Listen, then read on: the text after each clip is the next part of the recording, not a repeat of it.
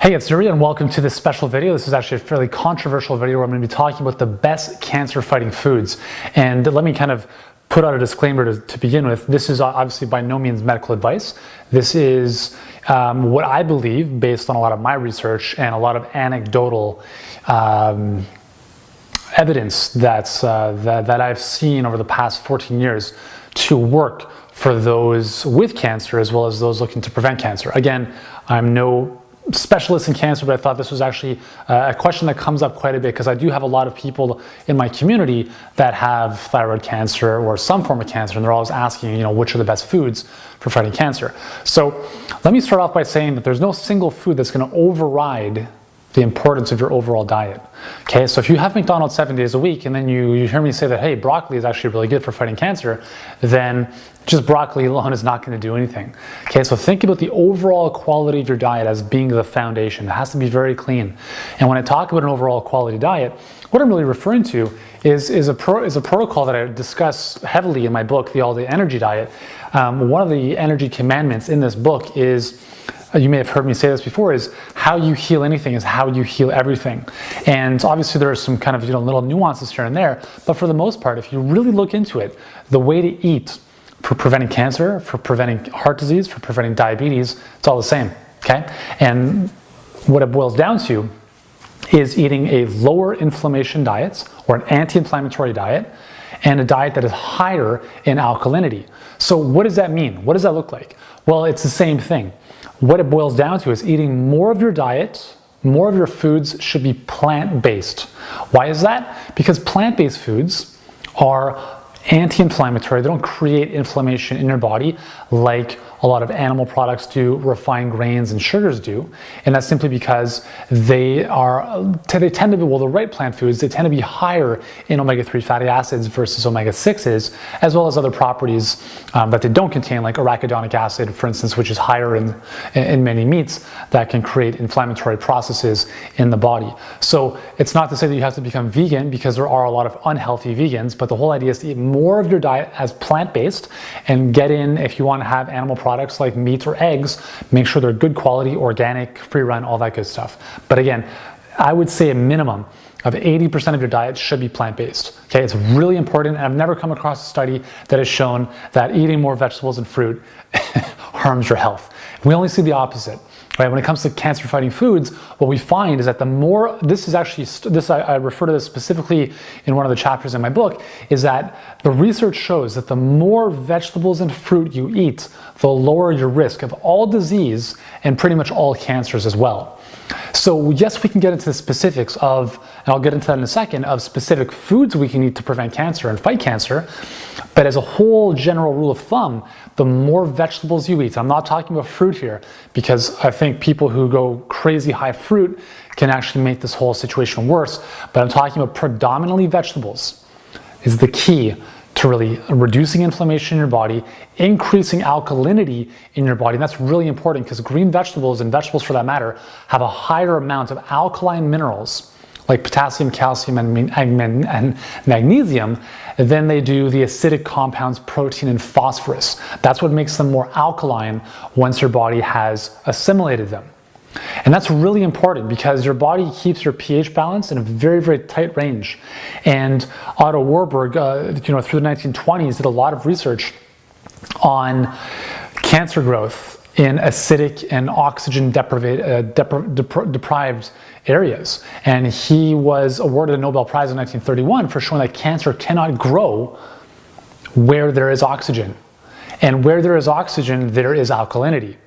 This is 1931, okay? And if we look at where we are today, 2014, 2015, whenever you're watching this, what I want you to remember is that we have made very little progress with our ability to deal with cancer.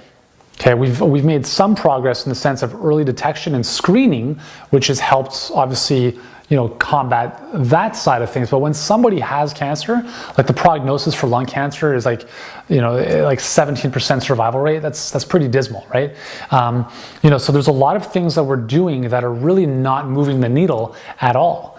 And I think when we look back to the fundamentals of how cancer develops, it's actually really interesting. There's actually a study that was published in the journal Bioessays, and this was actually later published in the magazine Scientific American. Really, really fascinating stuff, where there's some research done out of Arizona State University where they're now theorizing that cancer is the body's kind of default protective mechanism against harsh environments. And they theorize that cancerous cells actually developed way back when, prehistoric times, when the environment, the atmosphere actually was very acidic and very low in oxygen. And that's when they kind of theorized that cancer developed. And, as kind of multi-celled organisms, we developed and kind of, took some of that in. And anyways, I have a blog post that I've written in more extensive detail about this. If you're interested, you can click on it below, or we'll probably put an annotation somewhere in this video. And I'd highly recommend you read that because it's actually very, very good information. So the whole idea is that this kind of new research out of ASU was funded by the National Cancer Institute because they realized what we're doing with cancer is not working. Okay, we need to change course. And it's unfortunate that the medical community is very stubborn and closed-minded a lot of times when it comes to looking at potentially outside of what they're taught in medical school. Again, what you learn, a lot of the stuff you learn from me is very holistic. A lot of it is very science-based, but it's also very open-minded. I believe that the only difference between magic and science is science, we've actually been able to prove things quantitatively. Magic, we haven't been able to do so yet. Okay? I talk about the life force of foods, and people talk, well, oh my God, that's that's woo-woo, you're crazy, you're a snake oil salesman or whatever. Here's the reality, there's things we cannot see, like the energy of a living thing, that I believe in the next couple decades will be quantitatively we'll be able to measure that stuff. And at that point in time, we're going to look at things a little bit differently than we do now. Food is not just about nutrients. There are many more things inside of a food, inside of human beings, inside of all living things that make up the whole of that specific entity. And if we only look at the calories or the protein or the fat, we're missing the bigger picture.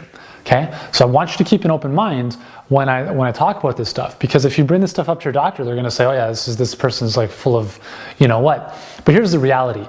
The 1/3 of all cancer is lifestyle related. Okay, we know that, which means, and it's probably actually even more, that's according to some of the medical research, but there's also some other studies that are showing that it's significantly more than just 1/3. I believe that it's close to about 2/3, if not 70%, because we can impact our genes. So even if your parents had whatever cancer, you can, through your lifestyle, change your genetic code. And that's known as epigenetics, or nutrigenomics, the impact of nutrition on your genes and then your offspring's genes. So sure, you can play oh, my parents had this card and therefore I'm going to have it as well, or you can take responsibility and be like, you know what, this is not going to happen to me because I'm eating well. So anyways, let's talk about these cancer-fighting foods. So we talked about plant-based foods being the foundation. Within that, greens have to be the foundation. Greens are the highest form of alkalinity. They give off the highest amount of those alkaline minerals that I mentioned earlier. So kale, Swiss chard, spinach, lettuce. Really simple ways of getting this stuff in. Start your day with a green juice. Have a big green salad with whatever else you're having. And even if you did nothing else, those would be great things to start with. The big food group, other than just greens, that are really important for fighting cancer are cruciferous vegetables. So broccoli, kale, cabbage, Brussels sprouts, cauliflower. I don't know if I mentioned that already, but these are the big guns. They contain compounds like glucosinolates and indole-3 carbinol, all these amazing sulfur-containing compounds that are so important for liver detoxification, for improving our glutathione status in our body. And glutathione is the most powerful antioxidant that we know of, and it's only produced inside of us. So these foods actually boost our glutathione status, which allows our cells to fight what they have to fight and stay healthy and prevent free radical damage. And they're also been shown in hundreds, if not thousands of studies to reduce pretty much all well, pretty much most cancers, I'm not going to say all cancers, but most cancers have been dramatically reduced and prevented by a healthy dose of cruciferous vegetables on a regular basis, okay? So you can have them raw. Well, cruciferous vegetables, I would say they taste a little bit better if they're steamed. Like, I don't personally like raw broccoli. I like to steam it so it's a bit softer. Whatever it is however you're gonna have it, just make sure you bring it into your body, okay? It's gonna make a huge difference for your health, and that's really, really important. Other than that, we want to look at foods that are high in antioxidants. So berries, as an example, would be a great example of that. All the green foods that I just mentioned, they're very high in antioxidants as well.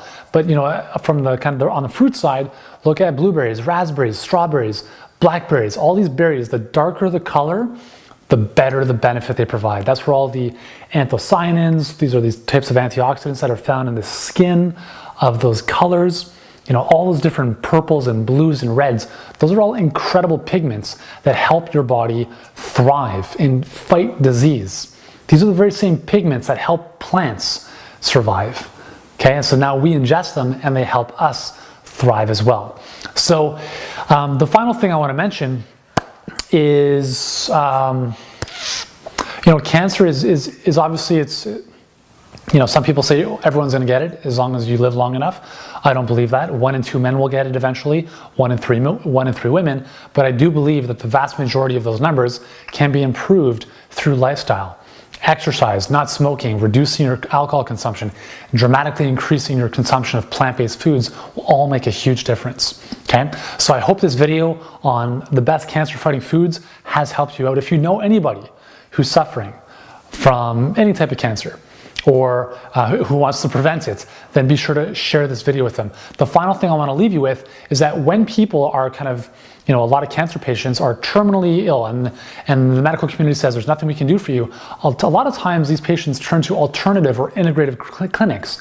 And one of the big commonalities between a lot of these integrative clinics is the use of detoxification, okay, to get heavy metals and garbage out of the body, and also to kind of bring in a lot more good nutrition, but also the incorporation of juicing, okay? Green juices, alkalinity coming into the body, because we know that alkalinity equals oxygen. And if we have lots of oxygen coming into our cells, into our bloodstream, then we also reduce our risk of cancer proliferation. So think about that, okay? When it comes to cancer, what we're doing is not really working. We have to look at alternative approaches, which again, come down to what we're doing with our lifestyle. So again, I hope this video has found you well. Thank you so much for joining me. Don't forget to subscribe to my videos for the best, most inspiring, research-based and no BS information when it comes to burning fat and feeling great and improving your health. I'm Uriel Kaim, and I look forward to seeing you in the next video.